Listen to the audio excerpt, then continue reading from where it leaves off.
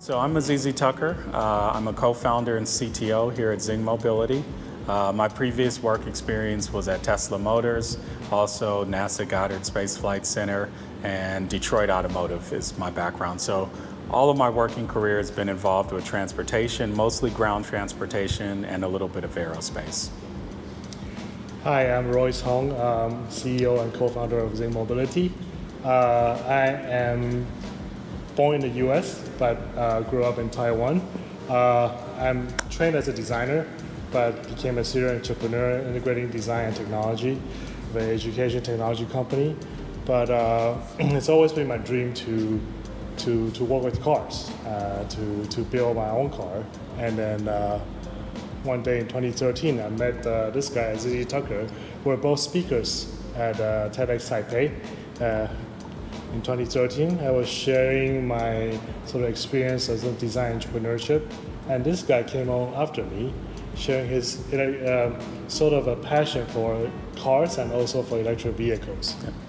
Yeah, so me and Royce have both loved cars, our whole lives. I started with the Volvo 740. I've transitioned to doing a little bit of road racing and a little bit of off-road racing. Royce has a very interesting, eclectic collection of cars, but I think our love of cars has really heavily influenced what we did with the Miss R Hypercar. So I guess, what are the cars that you have that you see influences in Miss R? I pretty much, my Sunday morning activity, I usually take one of my cars out either through the mountains or go off-roading. So one of my favorite cars to go take out to the mountains, the twisties, is the KM7, which is, I love the way it handles sort of a direct, raw feel. I think they call it metal trousers. Just me and motoring, and that's it. So I love the way that open wheel, you can look at the wheel movements. And the other activity I love to do is off-roading. We also have a Defender, Land Rover Defender 90, and we go off-roading that a lot. So that's kind of sort of the two passions that we kind of want to combine with the development of this Miss R Hypercar here. Yep. And for me, I was heavily influenced by the Group B era. Those were the cars that kind of were visible when I was a kid growing up, and the cars that really heavily influenced me. And so one of my favorite Group B cars was the one that was last to the party, which was the Ford RS200. So as we did the development for this car, the code name was actually RS300. But Royce, I know you also have a Group B favorite. Yeah, my teenager crush was not a girl but a car. It's called a Lancia Stratos. That's the very first beginning of Group B. Beginning right? of Group B, yeah. A sports car with a Ferrari Dino engine that can go crazy off-road and also on-road. Yeah. And so those two cars heavily influenced what we did with RS300 in that we wanted to kind of relive the Group B era or bring it back, in which we had hypercars, but they were designed specifically for the roads, not for the racetrack. And roads are imperfect. We have bumps, we have potholes, we have wet spots, and we might even have some off-road. So we wanted to bring that hypercar ability that we see where most of the hypercars, like the P1 and some of these hypercars, only excel on the track. They're not really enjoyable on a road.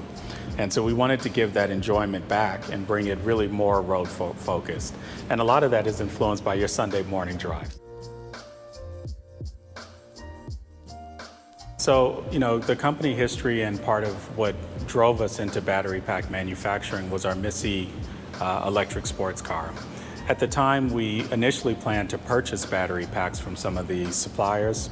I had recently left Tesla Motors and was working with very, very high-end battery systems, and I was really disappointed with the batteries that were available on the market at that time, particularly in low to medium volume. And so me and Royce had a long conversation and decided to develop our own battery system to support Missy. But we also knew that the challenges we faced buying a high quality battery system, not in high volume, were challenges that other manufacturers would be facing very soon. And so when we designed that battery pack, we were designing it for our own vehicle, but also keeping in mind the needs for commercial and industrial customers down the road. So in 2015, our Missy prototype hit the track for the first time utilizing immersion cooling and was probably one of the first immersion cooled battery packs in existence, and for sure was the first one in a racing car back in 2015. With our Miss R prototype, we utilize the same components that we sell to our commercial and industrial vehicle customers. So the exact same battery systems, the same battery modules, the same motors, a lot of the same control architecture, all of those transfer to our commercial and industrial customers. And what that means is these customers are oftentimes working off-road in very high stress or kind of high reliability, difficult environments. Once they see what we've done with the Miss R prototype, they've seen the testing we've done off-road, they've seen the driving in the deep sand and the salt water, and also driving on the 45-degree hill climb. So they know that we are very familiar with building battery systems that will be exposed to the elements and used in a very aggressive manner. So as we did benchmark testing for Miss R, we had some very, very interesting benchmarks. I think we're the only company in the world to utilize this combination of cars for benchmarks. We use the Defender 90 and GT3 RS, 991 GT3 RS. So two very unique benchmarks, both very, very capable and specialized at their own activities, where the GT3 RS really excels and thrives on the racetrack.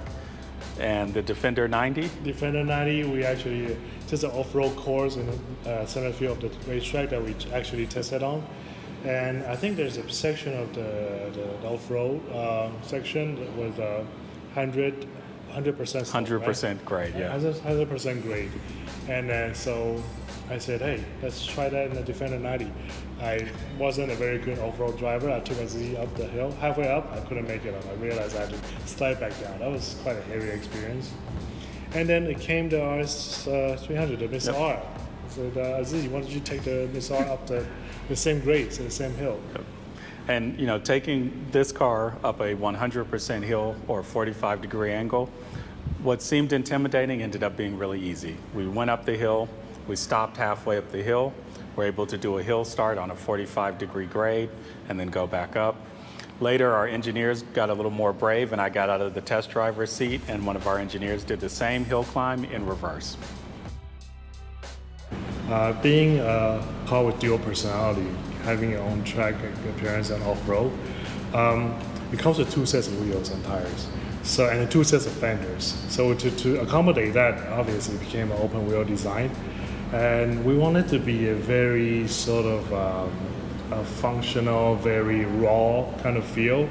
So we actually worked with a very renowned custom motorcycle builder, Winston Ye of Rough Craft, also from Taiwan, to help us style and design the car to achieve this very raw feel. So what we want to achieve is that when you see the car coming down the road at you, it's sort of like a strange alien creature that's crawling towards you. It's like unlike anything you've seen. It is the most unlikely place to build a hypercar. There's no supercar makers here in Taiwan.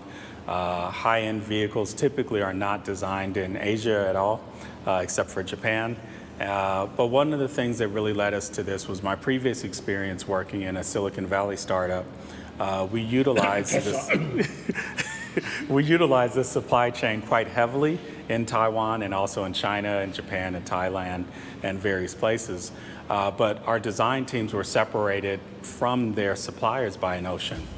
The typical back and forth we see between engineers and manufacturers was really slowed down because we weren't able to be on site at our suppliers often. And so by doing our development work here in Taiwan, we can utilize the supply chain in unique ways, and we have a much, much closer working relationship with the supply chain. We understand and know the local suppliers that are not available to international companies, and that allows us to do our development much quicker than a typical company and also to get better value. So you've heard us refer to this car a couple of times as RS300, but also Miss R. Royce, why don't you explain the Miss R part of the name? We explained why it's called RS300. Yeah, the first car that we built, electric race car, is called Miss E, partly because E for electric, And also, I think we both miss Elliott's music, so that's sort of stuck. So naturally, when we come to build our second car, it's also a miss. But this time it's a Miss R. Officially, R stands for Rennsport, stands for Rally, stands for Road Sport. But unofficially, if you ask my daughter, she will say it's named after her, because her first name starts with R. And there's another famous sports car that's named after a young woman. Which car is that? There's quite a few, but one of the cars is the Lotus Elise, which Lotus is Elise, yeah.